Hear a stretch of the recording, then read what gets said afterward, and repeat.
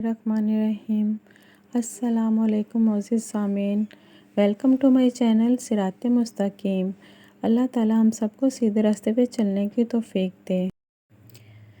فرشتوں کی دنیا۔ فرشتے اللہ تعالیٰ کی نورانی مخلوق ہیں جنہیں ان کی اصلی شکل و صورت میں دیکھنا انبیاء کرام علیہ الصلوۃ والسلام کے علاوہ کسی اور کے لیے ممکن نہیں۔ یہی وجہ ہے کہ ہمارے ارد گرد لاتعداد فرشتے اپنے کاموں میں مصروف ہیں، مگر ہمیں وہ دکھائی نہیں دیتے۔ اگر وہ انسانی شکل اختیار کر کے ہمارے سامنے آئیں تو پھر انہیں دیکھنا ممکن ہے۔ انسان کی نسبت فرشتے عظیم مخلوق ہیں اور ان میں بھی چھوٹے ہیں اور بعض بڑے ہیں۔ فرشتوں کے پر۔ فرشتوں میں بعض کے 2 پر ہیں اور بعض کے 600 پر ہیں۔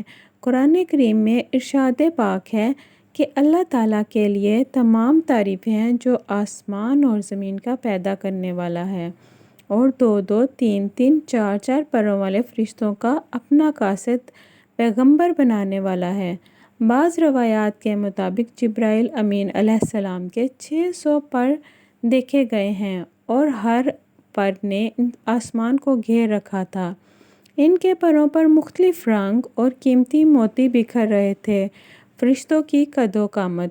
وہ فرشتے جنہوں نے عرش اٹھا رکھا ہے ان کے قد و قامت کے بارے میں سیدنا انس رضی اللہ تعالیٰ عنہ سے مروی ہے کہ حضور نبی کریم صلی اللہ علیہ وآلہ وسلم نے ارشاد فرمایا، عرش کو اٹھانے والے فرشتوں میں سے ایک فرشتے کے بارے میں مجھے یہ بتانے کی اجازت دی گئی ہے جس کے پاؤں سب سے نچلی 7ویں زمین میں ہیں اور اس کے کندھوں پر عرش ہے۔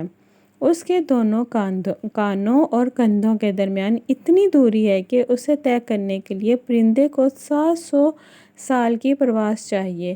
وہ فرشتہ کہتا ہے، یا اللہ تو پاک ہے جہاں بھی ہے اور جہاں بھی ہو۔ فرشتوں کی ضروریات۔ اللہ تعالیٰ نے فرشتوں میں شادی بیاہ کی حاجت نہیں رکھی، اس طرح انہیں کھانے پینے سے بھی بے نیاز کر دیا ہے۔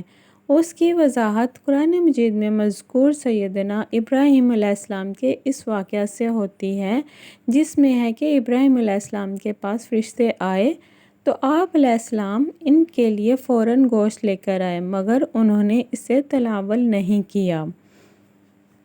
میری یہ ویڈیو اچھی لگی ہو تو میرے چینل کو لائک کریں، سبسکرائب کریں اور شیئر کریں۔